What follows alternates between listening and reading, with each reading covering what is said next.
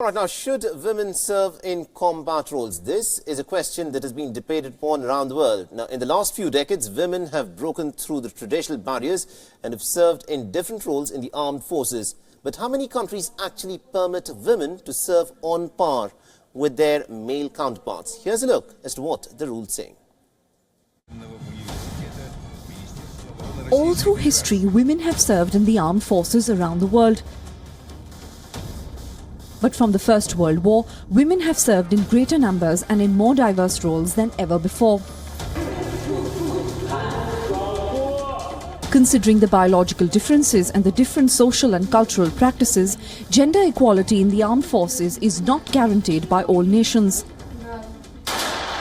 For instance, in the Russian Navy, although women cadets undergo the same rigorous training and get the same military rank, a woman under present rules cannot serve in combat on a battleship.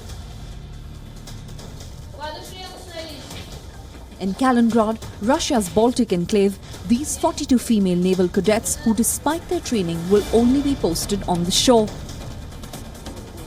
It's an unfair rule, they say, but they hope that things might change in the future. In the future, this will happen. If we compare Russia to other foreign states, there are women serving on ships, and we know that there are female captains in command in other countries. But I think so far, it is not what our country needs.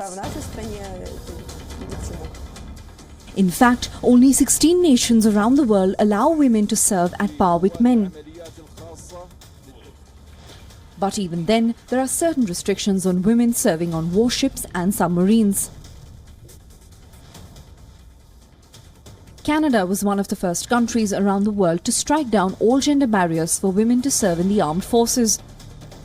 Women were actively listed to serve in combat roles since 1989, and the contentious submarine service was also thrown open to them from 2001.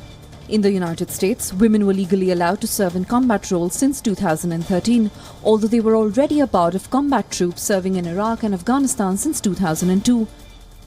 France threw open the combat roles for women in 2006, but restrictions were placed on women from serving in submarines.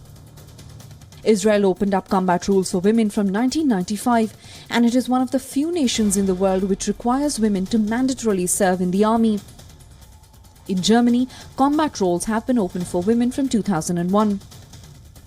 In India, allowing women to serve in combat roles has been a subject of intense debate. In fact, at this year's Republic Day parade, many contingents of the army and the navy were led by women, but the chance to serve in combat roles still remains elusive. Technological advancements have changed the nature of warfare.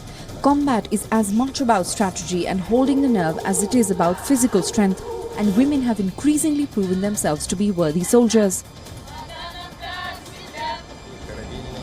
Bureau Report, Wion, World is One.